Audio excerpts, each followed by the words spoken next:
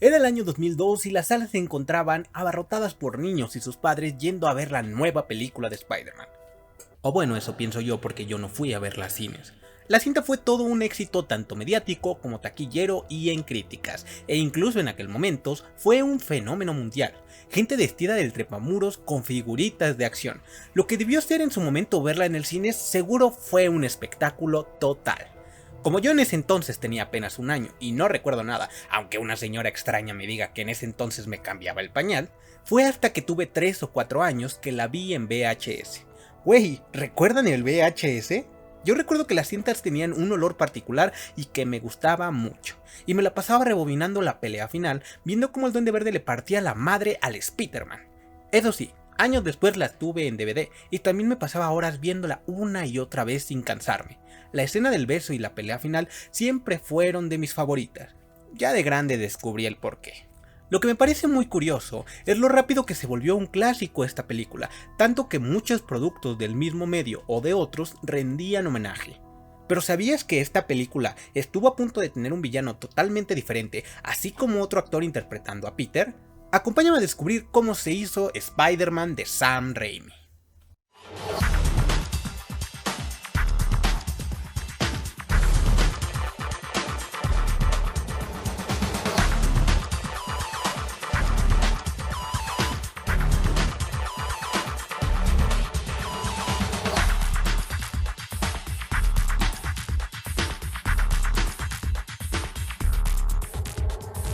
Para entrar en contexto, hay que saber un poco de los antecedentes del filme. Como mencioné, estuvo a punto de tener a otro actor en el papel de Peter Parker, y ese era nada más y nada menos que Leonardo DiCaprio.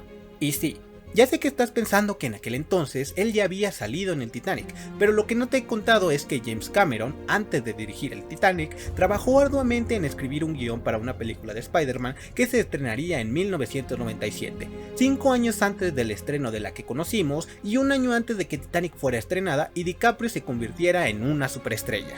Para no entrar tanto en detalles sobre esta película cancelada, que por cierto puedo traerles al canal si ustedes gustan, déjenlo en los comentarios, deben de saber que algunas de las ideas de ese guión fueron rescatadas para la adaptación de Sam Raimi. De hecho, fue justo en 1998 cuando Sony y Columbia Pictures se acercaron a Marvel, compañía que por aquellos años se encontraba al borde de la bancarrota, para comprarle los derechos del Cabeza de Red. Curiosamente, el CEO de Marvel en aquel entonces les ofreció venderle los derechos de todos sus personajes, pero en una de las decisiones más estúpidas de la historia, Sony se quedó solamente con un personaje. Bueno, un personaje y todo su universo. ¿Se imaginan si se hubiera llevado a cabo la transacción? O sea, hubiéramos tenido un universo cinematográfico al inicio de los 2000, aunque con Sony al mando muy probablemente hubiera sido una cagada.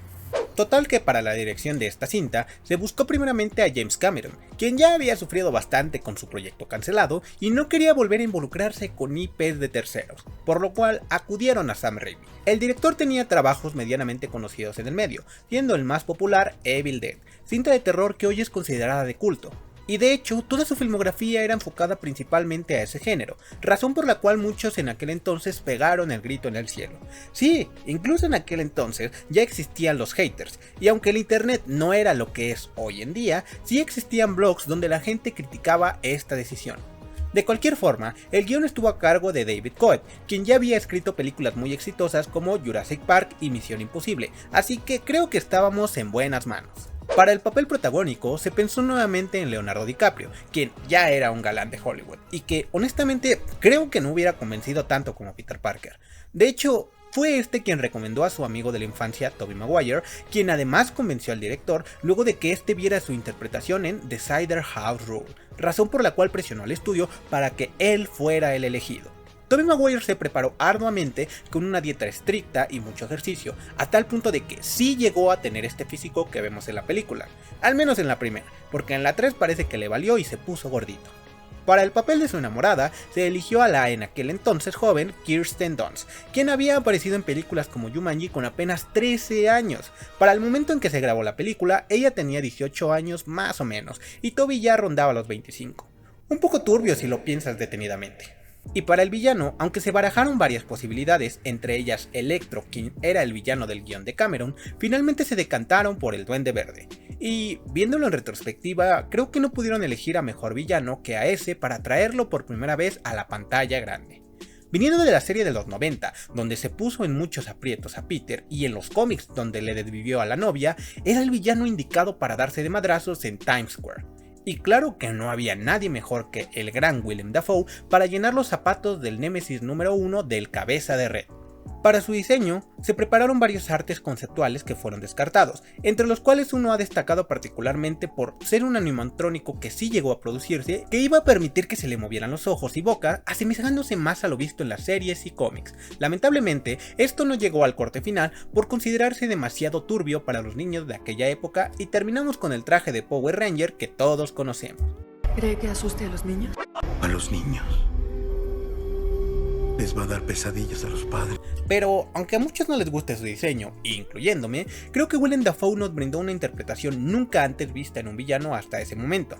Y es que la industria del cine siempre había menospreciado a los superhéroes por considerarlos infantiles o ridículos, al punto de que el mismo Bryan Singer, director de las dos primeras películas de X-Men, nunca quiso adaptar los trajes clásicos porque nadie usaría amarillo y azul en la vida real, según sus palabras. Pero, además de los trajes, otro aspecto que nunca era tan bien retratado era el papel antagónico, pues generalmente el villano en turno era una versión malvada de los aspectos más clichés de nuestro protagonista. Ya saben, mismos poderes pero con diferentes colores y con ganas de conquistar el mundo en lugar de salvarlo. Sin embargo, el Duende Verde fue mucho más complejo, pues era el primer villano que veíamos tenía una conexión con nuestro héroe, incluso antes de que ambos consiguieran sus superpoderes. La relación entre Peter y Norman comienza tempranamente en la historia cuando estos se conocen, siendo Norman quien reconoce en Peter a un posible pupilo luego de tener a un hijo del cual no se sentía del todo orgulloso. Y este último punto es muy importante, porque los escritores juegan con una especie de triángulo paternal en el que se ve que Norman tiene cierto favoritismo y admiración hacia Peter, creando en Harry una especie de resentimiento. Como cuando tu mamá te aplicaba la de, ya ves, ¿por qué no eres como Juanito? Él sí saca 10. Ay, malditos traumas de la infancia. Más adelante, y ya con sus respectivos alias, ambos chocan por coincidencia, enfrentándose más adelante gracias a que el duende es alguien muy vengativo y busca la revancha tras haber perdido, pero además le juega sucio a Spidey, pues lo agarra desprevenido y lo duerme. Luego le da un sermón de que no importan sus intenciones y que al final la gente lo va a odiar, y de hecho esto lo vemos, pues más adelante se ve que en el periódico la gente está pidiendo a la policía que lo arresten creyendo que ambos son cómplices. Yo de niño creía que la gente no podía ser tan estúpida en la vida real, pero años después conocí Twitter y me di cuenta que hay gente de que funa a los actores por lo que sus personajes hicieron en una película. Por eso, tomen ácido fólico, mamás. Lo curioso del Duende Verde es esta doble faceta en la que se ve cómo los pequeños pensamientos intrusivos de Norman se potencializan hasta volverlo un mercenario. Güey, hasta donde yo sé esto se le llama ataque de ansiedad. Ah, bueno. No tanto así, pero sí era interesante ver esta doble personalidad, aunque este aspecto no fue tan profundizado hasta No Way Home, donde verdaderamente lo vemos sufrir por intentar conseguir el control de su mente. Acá más bien nos lo pintan como una especie de monólogo interno. Al final, y tras descubrir la identidad de Peter, busca hacerle daño, primero dañando a su tía May y finalmente llevándose a Mary Jane. Y algo que he notado que muchos pasan por alto es cómo en esta escena Harry se desahoga con su padre por su decepción amorosa con la pelirroja, pero este solo aprovecha la oportunidad para vengarse del arácnido. Es decir, no lo hizo por apoyar a su hijo, sino para dañar a Spider-Man y Peter.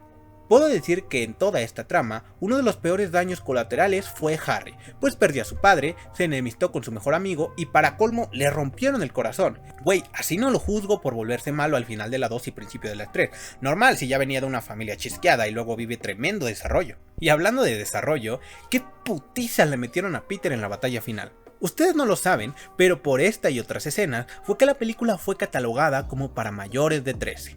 Entre más me la mamas, más me crece. Y es que ni siquiera en la misma trilogía volvemos a ver un enfrentamiento tan caótico y sangriento. Sé que todos en ese momento sí llegamos a pensar que el duende podía ganarle al hombre que te araña, pero es porque es el único de los 4 villanos que le da pelea y que no se anda con mamadas. Pero como la película se llama Spider-Man y no Green Goblin, el pana recupera sus fuerzas, se pone serio y le regresa los vergazos a Norman. Todo para que el idiota se termine empalando con su propio planeador. Güey, ¿en qué mente esto era un buen plan? Incluso si Peter no hubiera tenido el sentido arácnido, con el filo de las cuchillas se hubiera llevado a los dos. El güey simplemente ya no quería vivir. Y no lo culpo. La película termina con Mary Jane declarando su amor a Peter y este rechazándola, porque no quiere ponerlo en riesgo otra vez, culminando con un balanceo final que a todos nos emocionó y nos dejó con ganas de ver mucho más. Como mencioné, la cinta rápidamente se volvió un clásico, pues además de apegarse a las historietas más antiguas del personaje, adaptaba muy bien la esencia de Peter Parker como un nerd con poderes. A diferencia de Tom Holland o Andrew Garfield, a Tobey Maguire es imposible no verlo como un ñoño, por más musculoso o gordo que esté. No sé, tiene un poco de aires tranquilos. Bueno, en la película, porque en la vida real es más o menos así. Okay, back up, guys. You can't see the cars. They got the fuck out of the way. I can't see. There are cars there, motherfucker. La relación de Peter con sus allegados, desde la tía May, el tío Ben, Mary Jane, Harry o incluso el mismo Norman, se siente lo suficientemente trabajada para que te preocupes por cada uno de ellos lo suficiente. Hay tiempo para la paternidad, para el amor, para la acción, para los roces de amistad y para balancearse. Y lo cierto es que se siente como una cinta muy introspectiva, muy de los 90, pues es el mismo Peter quien tanto al principio como al final nos narra su sentir y su pensar, además del formato que era a pantalla completa y no con los clásicos bordes negros, lo que hace sentir al espectador como que está viendo una serie y no una cinta, volviéndolo uno más con el entorno y la historia que se cuenta.